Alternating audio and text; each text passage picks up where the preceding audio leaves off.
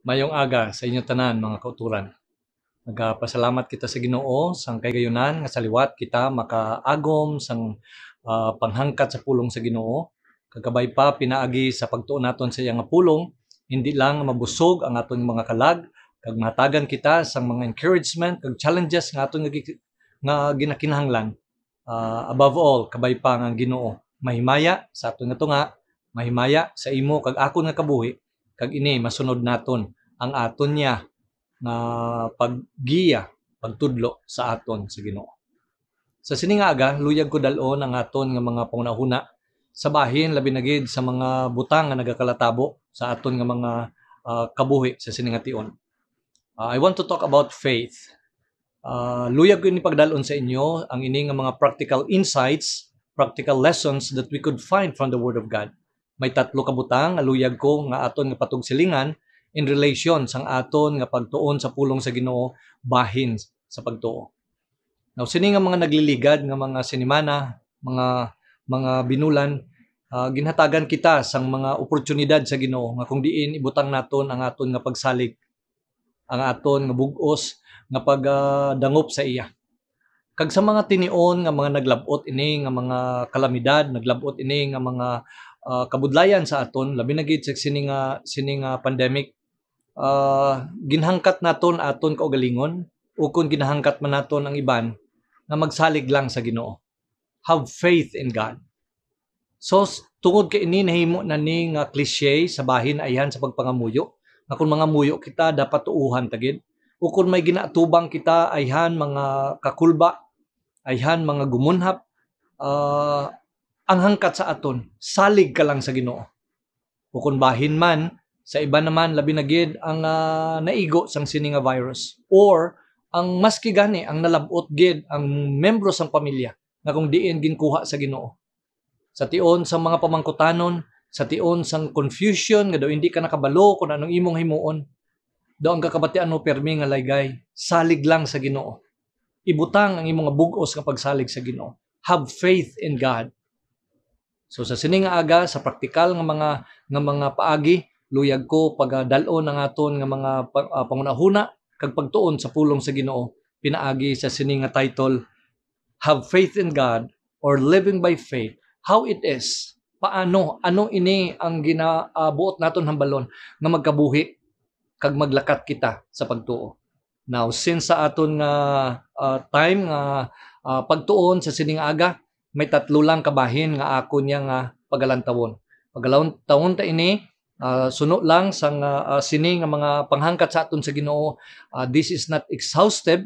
This is not what everything that we need to know about faith, pero may tatlo lang kabutang na naga-involve ini nga mga tatlo kabutang when we talk about living and walking by faith.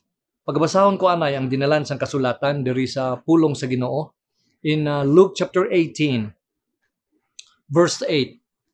Sa second part sang sina nga verse naghambal dira, nevertheless when the Son of Man cometh, shall he find faith on the earth. So diri sa dinalan sang kasulatan aton nga makit-an nga maski ang Ginoo, hindi lang kita in the way nga paano kita mag-relate sa aton kaugalingon sa Ginoo, pero sa bahin man sa Ginoo, shall he find faith. Makit-an bala kita nga ara kita nagatuo. O kung ara na napun-an na kita sang aton nga mga kakulba, sang aton nga mga kahadlok, instead nga ibutang naton, iplastar naton ang aton nga pagtuo dira ya sa iya. Kagang isa pa sa mga dinalan sa kasulatan nga kung diin amo ini ang panghangkat over and over again ang ginhambal sa pulong sa Ginoo. 4 times isa sa Old Testament sa Book of Habakkuk, kag 3 times sa New Testament makita naton, the just shall live by faith. Makita natin na sa Romans chapter 1:17, sa Galatians 3:11, kag sa Hebrews chapter 10:38, the just shall live by faith. Magapangamuyo kita sa pagpadayon naton sa sining nga pagpamalandong naton sa sining nga aga. Ginoo, salamat sang kaygayonan na kami Ginoo makapalapit sa imo. Kung may ara Ginoo sang panghangkat sa amon subong na kinahanglan, we are going to have that good fight. Fight the good fight of faith. Kung may ara Ginoo pag-atake ang amon nga kaaway, ini Ginoo sa bahin ini nga malingkang kami, matayog kami. Pero Ginoo, ikaw nag-expectar sa amon that you are going to find faith in our hearts, in our lives. Na maski Ginoo sa anuman nga mga sirkumstansya, sa mga pagbulubaliswa man, sa mga nagakalatabo Ginoo, sa amon palibot. Ginoo, tudloi kami kung paano Ginoo magplastar, magbutang sa amon Ginoo nga pagtuo dira Ginoo sa imo. Pagtuo ang imong mga pulong naghambal that overcomes the world, even Lord our faith. Pagtuo Ginoo nga kung diin mabaton sa imong atubangan. Pagtuo Ginoo nga kung diin maplastar namon ang amon Ginoo nga mga balatyagon kag pangunahuna. Maski Ginoo kung anuman kadulom, anuman kasakit, anuman kadalom Ginoo. Sa amon mga pains, mga hurts, Lord teach us. Tudloi kami Ginoo. Kagabay pa sa sininamon Ginoo na pagtuon sa mga pulong, giyahan mo kami. Ini Ginoong amon nga pagpangamuyo sa ngalan ni Jesus. Amen. Diri sa dinalansang kasulatan sa Biblia, aton nga makitaan kung diin ginapakadako gid sa Ginoo. Since He is the God Almighty, all powerful, and all grace and mercies from Him. The only way that we could access ang sini sa Ginoo sa aton, amo ang ini nga pagtuo. So it could be on 1 John 5:4 nga naghambal that this is the victory that overcometh the world, even our faith. Kag sa bahin naman niya sa Matthew chapter 15 verse 28, na kung diin ang ini nga babayi nagpangayo sang pag-ayo, ang sabat siya sa Ginoo, O woman, great is thy faith, be it unto thee even as thou wilt. Kanami nga kung diin ginsabat sa Ginoo ang iya nga pangamuyo, nag-ayo ang iya nga bata, pero ini suno sa ginhambal sa Ginoo sa iya. Kung ano ang gintuuhan mo, matabo ina sa imo. So kabay pa sa sining aga aton ini nakitaan kag kadamo nakita sa mga leksyon nga nabal-an bahin sa pagtuo. Sa sining aga may tatlo ako nga luyag na naton pamalandungan, idugang naton sang aton nga ihibalo kag pag-intindi kung ano bala how it is to live by faith, to walk by faith. The just shall live by faith. Paano ini naton himuon? Kag paano ini mangin praktikal sa aton nya bala nga pagsunod kag pag-alagad naton dira sa Ginoo. Now ini pamalandungan kag paminsaran ko kag kadamo man sang mga upod ko man nga mga pastor nga kundi in one way or the other amon man ini nga gin-discuss. Kay luyag ko gid bala nga malabot labi na gid sa bahin nga basi bala ang ini bala nga maghambal dapat tuuhan mo, dapat may pagsalig ka gid sa Ginoo. Dapat you have to pray in faith. You know, all of a sudden to some of us this has already become a cliche. For the sake na lang na intindihan naton nga tsakto ini kag amo ning ginhambal sa pulong sa Ginoo, ginhambal na lang naton. Pero ano gid bala ang buot hambalon? Sa pagkabuhi, sa paglakat, pinaagi sa pagtuo. Now, ini nga tatlo kabutang nga luyag ko i-share sa inyo. Hindi ini siya mga bahin nga kung diin wayan naton ini nabatian sa una, but I want to highlight these three areas, these three aspects na kung diin naga-involve ini sila ini nga tatlo. When we say living by faith, dapat ang ini nga tatlo makit-an man sa aton nga kabuhi. Una gid sa tanan luyag ko paglantawon ang ini nga mga practical insights on how to live by faith based on biblical examples. Ang una dira makita naton that faith involves recognizing our total dependency on God. Amo gina siya ang una. Nakinahanglan magasugod gid sa aton nga naglabot sa aton niya nga ang pagdepende naton sa Ginoo, our total dependencies on God alone. That's when faith would start to grow. When we realize that we could not place our faith on anything, on anyone else except God, that's when the very fertile ground na kung diin magatubo ang aton nga pagtuo. But second, faith also involves submitting and accepting God's will and God's rule in our lives. Ang pagtuo man, nag-involvement ini, nga aton isumiter ang aton mga kaugalingon, kag batunon ang kuno naton ang tinutuyo sang Dios kag ang pagdumala sang Dios sa imo kag akon nga kabuhi. Faith is not resisting. Faith is not rebelling. Faith is not wanting to do things my way, using God, nga gamiton kong Ginoo para masunod ang ako niya nga gusto. That's not faith. Faith is submitting. Faith is accepting the rule of God, the will of God in my life. But then lastly, aton man dira ang makita na hindi lang recognizing our total dependency on God, but also it involves submitting and accepting God's will, God's rule in our lives. But also, faith involves appropriating God's promises. It means I take God at His word. Hindi ko tanan maintindihan. Amo na gani nga gintawag ini pagtuo kaysa tion nga hindi ko maintindihan. Sobra ini sang akon nga makaya nga padalman gid sa akon nga isip. Maplastar ko ang akon nga pagtuo. Tungod kay naintindihan ko nga ang Dios amuya ang maalam. Ang Diyos siya mo ang maluluyon. Ang Diyos siyang nakabalo. Sobra kag labaw sang akon niya nga mahangpan. That's why I appropriate God's promises. So magasugod kita diri sa first naton nga punto sa aton nga pagatun-an, recognizing our total dependency on God. Dira gid ya magasugod ang ina nga pagtuo. Dira iya magatubo. Kay kun imo lang tawon sa pihak sina, I think there is no faith when there is no total dependence on God. Now let me explain. May arab lang sa ginatawag nila nga presumptuous faith. Na ang iban, kung nagaka-inkwentro sang mga butang daw hindi nila masarangan, mambal ang iban ti pangmuyuan ta, tuuhan ta. Mambal ang iban, bay lang da. Anyway, nagasalig man taya sa Ginoo nga kung ano gid ang matabo, amo gid ang matabo. So in other words, daw pasapayan lang. Daw presumptuous. Daw nagasalig lang kita. Anyway, kung ano magina ang matabo, anyway, maayo man ang Ginoo, kag kung ano ang Ginoo dira, kung ti, ang yan lang da, nga kabubuton. Now, I don't know kung amo ina ang aton niya nga balatyagon. I mean, it seems that we don't care enough. It seems that, why ginaton ginapadalman? But I realize nga kung imo na nga bata, kung imo na nga family member, imo na, I know that you would never say those things. You would never just presume things. Kag very interesting that the Word of God is telling us that God, before kita gani magpangamuyo na intindihan na sa Ginoo, and yet God is encouraging us to pray. Nga aman, para hindi lang naton niya i-presume, para hindi lang naton niya nga ang expression bala sang iban subong baw ka-assuming lang sa imo nga amo nang ihatag sa imo sa Ginoo, ka-assuming lang sa imo nga amo na ang matabo. God is still expecting us to practice our faith.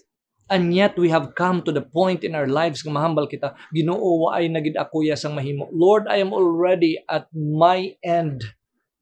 Nga ang akon nga next step kabalo na gid ko nga hindi na nakon sigurado kung ano na ang dason ko nga tikang. But Lord, I'm going to place my faith on you because I am nothing. I have nothing and I can't do anything now.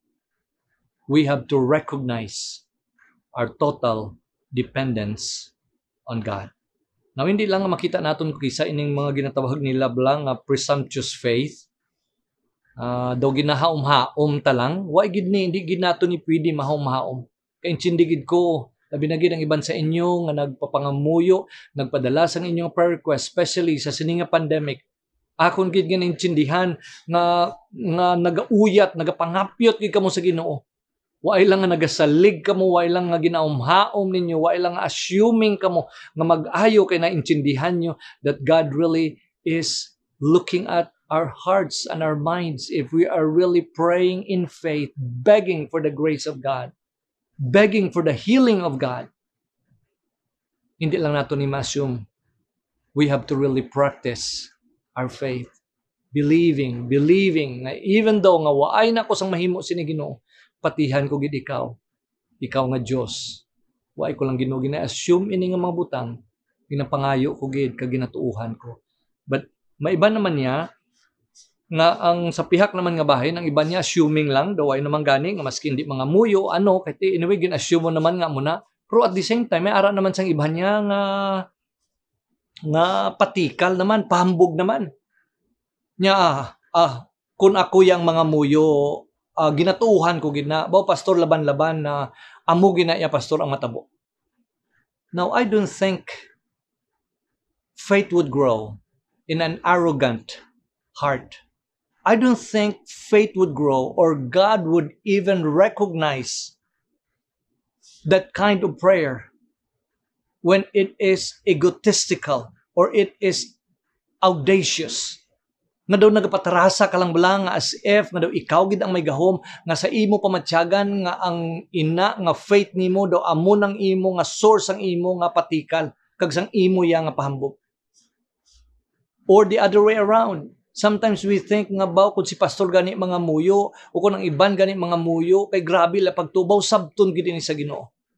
Mga kauturan, it has nothing to do with someone's faith. It has something to do kung ano gid bala ang pagtuo mo kung ginatulok ina iya sa Ginoo.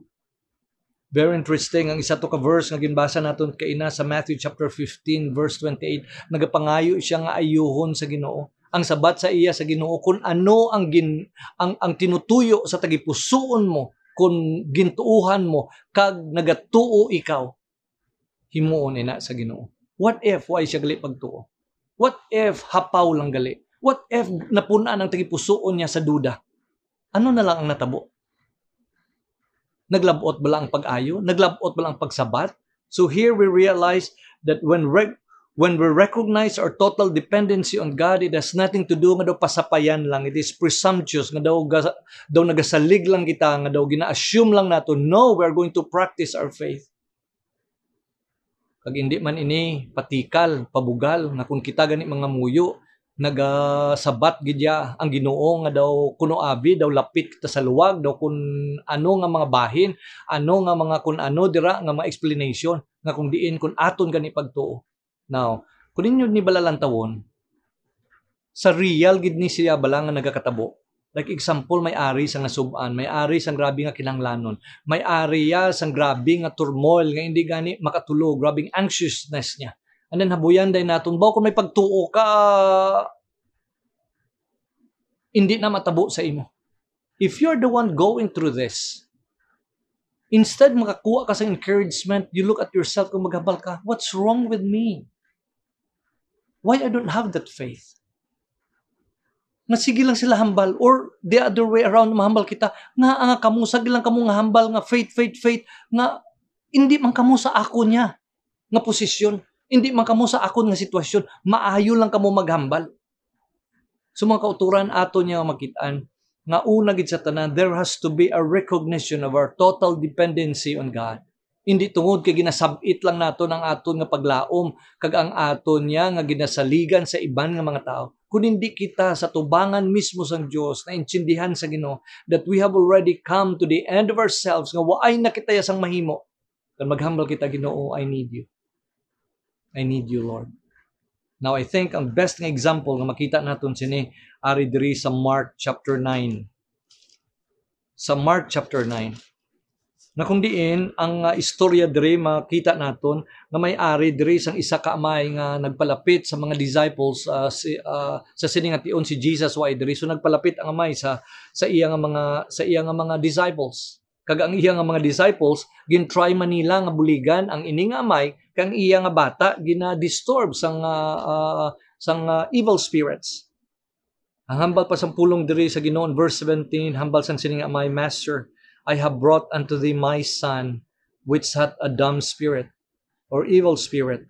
And wherever he taketh him, he teareth him, and he foameth and gnasheth with his teeth, and pineth away. And I spake to thy disciples that they should cast him out, and they could not. Ang sabat si Jesus sa iyang mga disciples, O faithless generation, how long shall I be with you? So natabo gali ini tungod kay ang ilang pagtuo, hindi iya bugos. And they brought him unto him. So gidala nila ang ini nga bata sa iya. And when he saw him, straightway the spirit tear him, and he fell on the ground and wallowed, foaming. Perte nga pag-revolt sang sini nga malang espiritu sa sulod sang sini nga bata nga pagdala niya sa kay Jesus, pagwa siya dayon sang iyaya nga kung paano niya ini luya gubon ang ini nga bata. And he asked his father, this is Jesus, how long is it ago since this came unto him? And he said, of a child, sang bata pa siya, and oft times it is cast him into the fire, into the waters to destroy him. So sang bata pa na siya, kung kisa ginahaboy siya pakanto sa kalayo, kung kisa sa tubig, nga patyon siya sang sini nga naga-disturb sa iya nga evil spirit. Then amo day niyang pangabay sa amay. But if thou canst do anything, have compassion on us and help us. So here, kanami bala sang sini nga istorya, kanami in a sense nga ang amay naglabot sa punto nga ginhimo kung ang tanan nga pwede ko mahimo. But already I came to the end of myself. Ginoo kung may mahimo ka, do something, buligi man ako. You know, many of us, we don't really know how to practice that faith. It's because sometimes may mga butang o kung may iban pa nga mo ang ginaplastaran naton sa aton nga mga pagsalig. But many of us have experienced that we came to the end of ourselves. It was only then we knew how it is to trust on the God na kung waay ka na sa masaligan nga iban, Ginoo, iplastar ko ako niya nga pangamuyo, ako niya nga petition, ang ako nga pangabay sa imo. O Ginoo, kung may mahimo ka, buligi man ako. Now look at kung paano ini ang sabat sa iya ni Jesus sa verse 23. And Jesus said unto him, if thou canst believe, all things are possible to him that believeth. Inbalik sa iya sa Ginoo. The bigness of our God will be access to even the smallness of our faith. Kaya kung gisa maminsal, bala kita dapat ako dako gid pagtuo ko. Dako gid ang aton nga Ginoo, ginapanghayo lang sa Ginoo sa aton kun tuuhan gid bala naton siya. So makita naton diri ang ining nga circumstansya nga natabo sang sining amay, the Lord have used this to welcome him into this relationship, this dependency, total dependency relationship with a big God and the Father who cannot do anything, and to place his total dependency on God alone. Ari ang sabat sang sining amay. And straightway, the father of the child cried out and said with tears. So makita naton diri nga naglabot na gid siya bala nga way na gid siya mahimo. Nga sa iya nga sabat na pun-an sang iya nga mga luha. Ginsabat niya si Jesus. And the tears would say more kung ano ang iya nga concern sa bata niya. Naga-say more sang iya nga desperation. Nagahambal more nga naglabot na ako sa punto nga ay nagid ko Ginoo mahimo. And probably many of us, we could not even express it in words, but in tears. And the Lord understands that when we come to the end of ourselves, when we say, God, help me, and then would respond, do it in faith. Reach out to me in faith. Nambal sa pulong sa Ginoo, straightway the father of the child cried out and said with tears, Lord, I believe. Lord, I believe. Naglabot na sa punto nga kung ano man gintisingan niya, I believe, kung diin siya nangita sang sining nga mga makabulig sa iya, even sa mga disciples ni Jesus, nangayon na siya sang bulig. And yet, sang nakita niya ang Diyos nga gamhanan, ang gin-require lang siya sa Ginoo, reach out in faith. Believe me. Kaya kung anong gipatihan mo, matabo, mahimo ang imo nga gina-desire. Nagibi siya kag naghambal sa Ginoo, I believe. But you know, sometimes we don't even know if our faith is enough. We don't even know kung may ara pa kita pangalang-alang, maski naghambal na kita, okay, nagtuo ko, okay, arigin butang kong bugos ko nga pagtuo sa imo, ako nga pagsalig sa imo. And yet, at the back of our minds, is it enough? Basi bala may pangalang-alang ko. Kaya kung may pangalang-alang ko, instead, hanin na buligan ang bata ko, napahama ko pa siya, kaya ako mismo, hindi bugos ang ako niya, na pagsalig sa iya. That's why the father said, Lord, I believe, help thou my unbelief. So mga kauturan, ini bilang example, tamaan gidya kaathag nga ang pagtuo ay pabugal, ang pagtuo ay isang pahambog, ang pagtuo hindi lang niya assuming, ang pagtuo Ginoo ano ina. Lord, help me. Teach me what faith is. Kaya kung kisa Ginoo, kung anong akon nga ubos nga paminsar, nga pagsalig, Ginoo, is this the right faith? And yet we know that God decides ang sining ang mga sirkumstansya sa atong kabuhi nga waay na kita kadtuan. Kag maski gani ang atong nga pagtuo nga para sa iban do pabugal nila, pagtuo nga do si sino sila, do sikat sila, may pagtuo sila. It even came to the point that he said, Lord, I believe. Help thou my unbelief. Lord, I don't even know how to respond in faith that would be acceptable to you. Lord, help me. Lord, help me. So here makita naton recognizing our total dependency on God. Now, kung aton na balalantawon,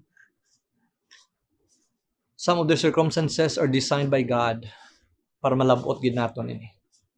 And I don't know kung ara ka sa sini bala nga sitwasyon sa sini nga aga. Ginoo, amo man ini, Ginoo, amo man ina, Ginoo, hindi ta ka Ginoo maintindihan. Now, I want to tell you, sa tiyon nga hindi kita makaintindi, that is designed by God so that hindi kita ya mag-assume, hindi kita ya magtinikal nga nakaintindi, hindi kita maminsar nga daw na figure out ng Ginoo, nga kasubong sina, basta mag-amugan ni sini, bumabaton ko gidayon. What are we doing? It's not faith, it's already using God. Kaya may mga formula na kita, may ara na kita sang ginahimo sa aton paminsar, na kung himuon tagani, himuon man ini sa Ginoo. What are we doing? It's not even now recognizing our total dependency. But rather, it has something to do of begging God. Ginoo, kung may kaluoy pa dira sa imo, na nabilin, kaluoy man ako. Kag Ginoo, kung ano man inang pagtuo nga ginademand mo sa akon, tudloi ako Ginoo. Tudloi ako kung ano ina ang pagtuo. Lord, I believe. Help thou my unbelief. But second, hindi lang recognizing our total dependency on God, but also submitting and accepting God's will, God's rule in our lives. Now, luyag ko anay lang tabon ang bahin bala sang discussion about sang prayer bala, sang petition or sa demand.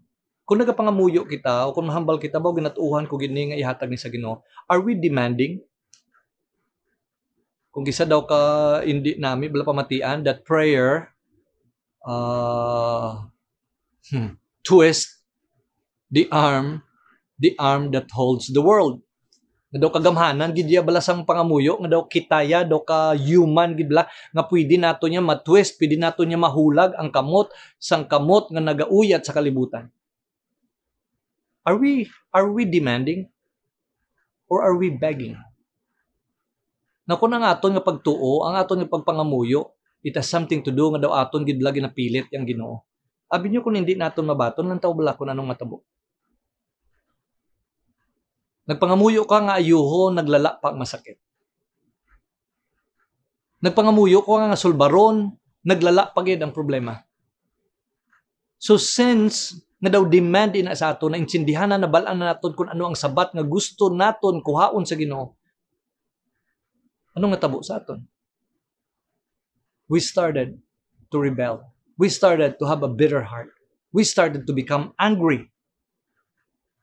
Masugod na din naton nga sulking, aton nga pagsunggod. And then confused na kita sa aton nga relasyon kag kaangtanan sa Ginoo. Mambal kita ti nangamuyo man ko ay manatabo ti amo man ni ginano ko Ginoo nga amo man ni nga mo ni ginhimo mo ya sa akon man. Now look back. When we started reaching out to God, was it more of a demand or a petition? Because if it is a petition, we're just begging kung anong kaluoy nga nabilin dira sa Ginoo. We're submitting ourselves to the rule, to the will of God, and we're accepting kung ano magina. Kay kaklaro gid ang pulong sa Ginoo nga maghambal sa aton. In 1 John chapter 5 verse 14, according to His will, He heareth us. So muna nga hindi nato niya pwede matursi ang kamot sang Ginoo kay katamaan kaathang ang pulong sang Dios nga kun aton nga ginapangamuyo sa Ginoo ginapangayo suno sang iya nga kabubuton iya kitaya pamatian. The example of the Lord Jesus Christ in Gethsemane. Nga ang iyaya nga balhas daw nagatulo, nagailig nga daw dugo. Ang pangamuyo niya, if it is possible, Father, let this cup pass from me. Kung sa iya lang nga balatyagon, kung sa iya lang nga gusto, tani, ang cross. If it is possible, let this cup pass from me. And yet, ginsugpunan niya, not my will, but thine. We could see here the submission. We could see here the acceptance. I don't know kung ano gipangayo mo sa Ginoo. Nga up to this point, hindi mo maintindihan. Nga daw kabaliskaran sang ginpangayo mo sa Ginoo, amo ang nalabot sa imong kabuhi. Faith has something to do not only recognizing our dependency on Him, but also faith has something to do of submitting, accepting. Ginoo kabalo kagid kung anong tinutuyo ko. Ginoo kabalo kagid ang pangayo ko, Ginoo ayuha. Ginoo kabalo kagid sang amon niya Ginoo nga ginahibian sa imo. And yet, Lord, you know better. You're the good God. Even though ang ini nga experience namo nag-hurt sa amon, even though perti ini kasakit, perti ini Ginoo nga nalabot gid namon, we hit bottom with this. But Lord, give us the grace to believe. Give us the grace to accept sang imong kabubuton sa amon kabuhi. Now, one of the example that we could find sa kabuhi sang isa nga nagatuo sa Ginoo, makita naton diri sa 2 Samuel. Sa 2 Samuel, tungod sa sala ni David, ang isa sang mga sabdong siya sa Ginoo nga ang bata nga nabunag sa iya, pagakuhaon ini sa Ginoo. The child will die because of his sin. So diri makita naton nga kung diin sang ginhambal ini sa iya. In chapter 12, 2 Samuel chapter 12 verse 16.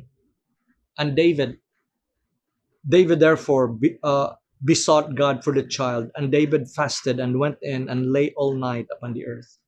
So makita naton sang nakabalo siya sang amuning tuyo sa Ginoo sa iya. Bilugid ya nga gabi. Grabe gid ang iya nga pag-ano diri. Therefore David therefore besought God for the child. Grabe ang pagpangita niya, grabe gid ang pagpangayo niya sa Ginoo.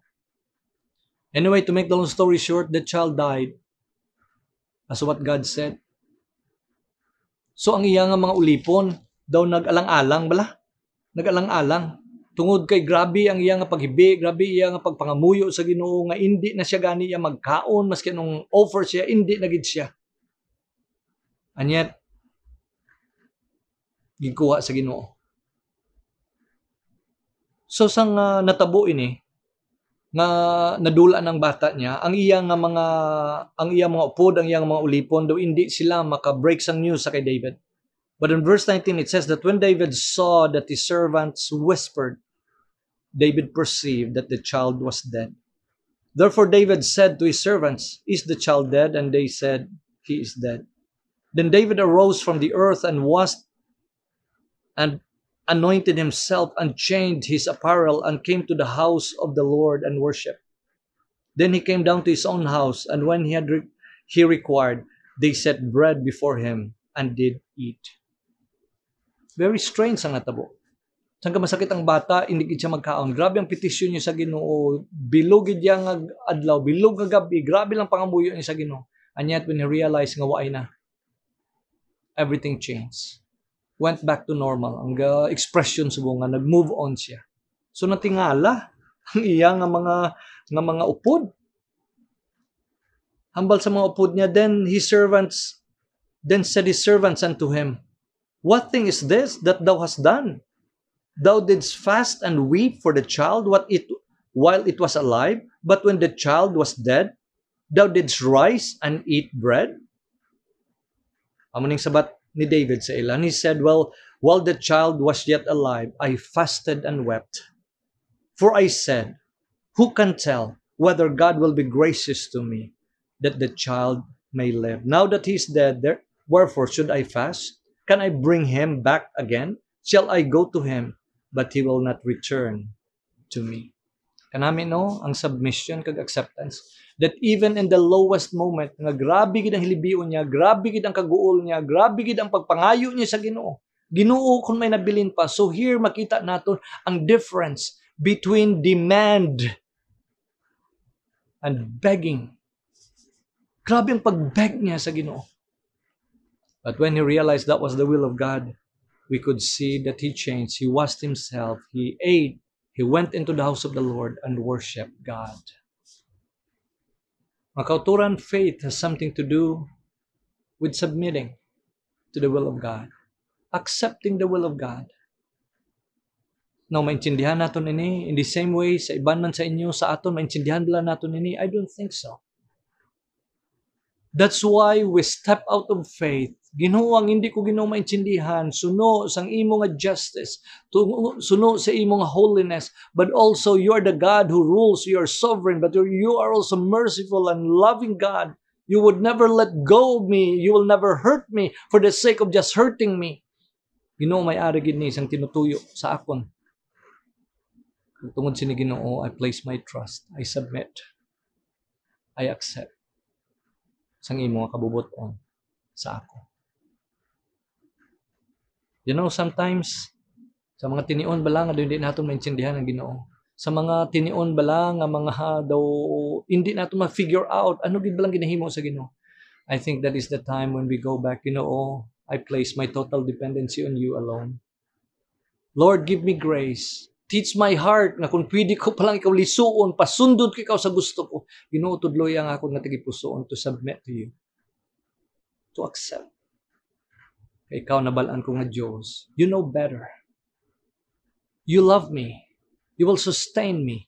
You will give me grace. You will comfort me in spite of pain and loss.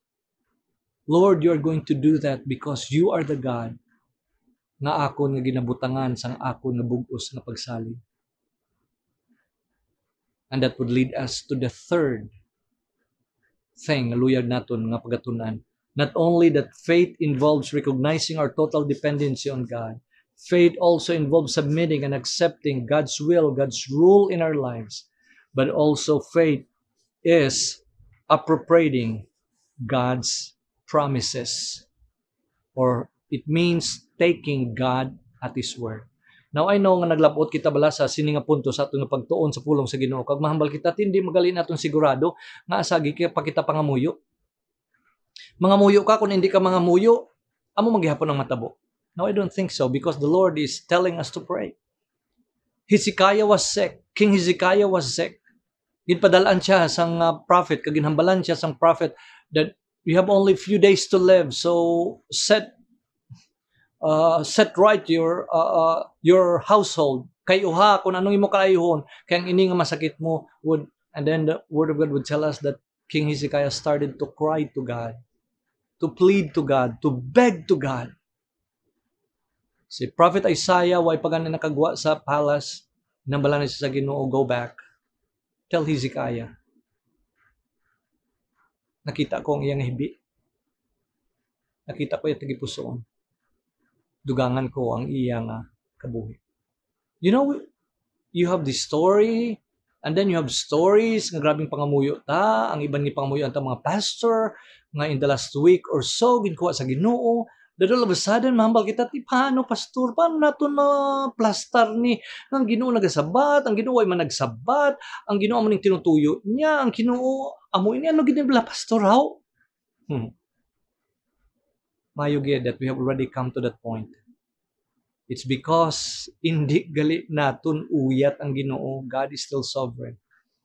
Why gali naton na figure out kung ano, kay kung na figure out naton ang Ginoo, pwede gid naton siya gamiton sa atong mga paminsaron nga pwede naton magamit. But since we could not figure out, that's why we're going to walk, we're going to live, we're going to live its day, believing on Him. Now we would never fully understand Him. This finite mind, how could I ever understand the infinite God? But the good thing is, amo niyang third, appropriating God's promises. We will never know who God is fully. We could only Him through who He is as He revealed Himself in His Word.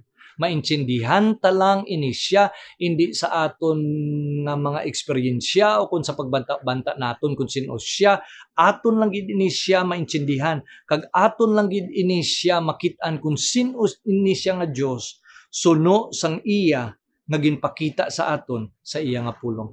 In other words, we would never know what and who God is of what He's doing until we come to His Word, the Bible, nga aton nga makit-an, nga kung diin masapwan naton dira nga ang Dios gali, amo ini siya as He revealed to us in His Word. So, ang isa bala sini sa mga examples na makita naton diri sa pulong sa Ginoo. Appropriating, taking God at His Word. Diri bala sa Luke chapter 5, sa time ini ni Jesus upod sang sining nga mga katawhan that later on also became His disciples. On verse 4, and when He had left speaking, He said to Simon, "Launch out into the deep and let down your nets for a draught." And Simon answering and said unto Him, "Master, we have toiled all night and have taken nothing. Nevertheless, at Thy word, I will let down the net." So, diri naton makita, as I have mentioned, these are practical nga mga lessons that we find about faith. So diri makita naton that the whole night, here is a professional fisherman doing everything nga para makakuha sila, and yet the whole night, and then the next day si Jesus nagkaba, "Ihaboy nyo ang inyong mga net." Siling niya, Ginoo, the whole night, why kami sang nano? But because you said it, nevertheless at Thy word, I will let down the net. So hindi tungod sa akon nga eksperyensya, hindi tungod sa kung ano man nakita ko nga damo da isda, pero tungod lang kay ginhambal mo. Because of this is what you said in your word, then I will do it. Patihan ko ang imo nga ginhambal, so I'm going to obey you because I believe what you said and I'm going to obey you. And when they had this done, they enclosed a great multitude of fishes, and their net brake. And they beckoned unto their partners that they were on the other ship, that they should come and help them. And then in verse 8, when Simon Peter saw it, he fell down at Jesus' knees, saying, "Depart from me, for I am a sinful man, O Lord." For he was astonished at all that were with him, at the draught of fishes which they had taken. And so was also James and John the sons of Zebedee, which were partners with Simon. And Jesus said unto Simon, "Fear not, from henceforth thou shalt catch men." And when they had brought their ships to land, they forsook all and followed Him. You know what a beautiful picture on taking God at His word. But you know, after nga nakita nila ang ato nga miracle of what God did, instead ba lang they feel good about themselves, instead ba lang daw sa ila pamatsyag, bawlan tawa bala kung ano ang nahimo, ano ang natabo sang amo sini, instead ba lang kay gintuuhan ko, tungod kay nag-obey ako, gintuuhan ko yung ginhambal, ginobey ko siya, lantawa bala. What was the response of Peter? "Depart from me, for I am a sinful man, O Lord." You know, this faith will never make us proud. This faith will never make us feel better about ourselves. This faith will make us worship who God is, kaya nakaintindihan tagid that we are nothing. We are totally dependent on Him. Kag kung ano man gid ang matabo sa akon kag sang imo nga kabuhi, Lord, give me the grace to accept, to submit to your will. Ginoo, tindugan ko lang gid ang imo nga pulong. So mga kauturan, every single day, kabay pa nga ang pulong sa Ginoo among magagiya sa aton kag among aton nga pagatindugan. Ask and it shall be given unto you. Seek and you shall find. O Ginoo, ikaw lang gid ang akong Ginoo nga pangitaon. Sa pag-alagad naton, seek ye first the kingdom of God and His righteousness, and all these things shall be added unto you. He would never leave us nor forsake us. And lo, I am with you always, even unto the end of the world. You know, with all that is happening, Ginoo, plastara Ginoo akong kabuhi, that I am going to place my trust. I'm going to take you at your word. I'm going to appropriate your promises. Kag diri Ginoo ako magatindo. Kagabay pa Ginoo nga diri ako magasalig sa imo. Lord, I cannot do anything. Total dependency on you alone. Lord, I know that. I recognize that. But Lord, give me grace. Grace to believe that I'm going to submit, to accept your will because that is what's best for me. But Lord, guide me with your word. Diri ako Ginoo magatingdo. Magapangamuyo kita Ginoo. Damo sa mga butang nga subong nga nagpuno sa amon mga taypuson kung panguna-una ang hindi namon Ginoo maintindihan. Isa lang gid Ginoo ang amon nga maintindihan, mabutang namon nga pagsalig dira sa imo, maplastar namon ang imo nga pulong amo Ginoo magagiya. Tudlo ilang kami Ginoo nga sa amon kinawad-on, sa tion nga way na kami sang mahimo. Ginoo ma-recognize namon ina Ginoo, mawaay gid kami sang mahimo kun hindi ikaw lang Ginoo. O Ginoo, teach us Lord to believe you enough to submit and to accept your will sa amon kabuhi. Help us, O Lord. Have mercy upon us.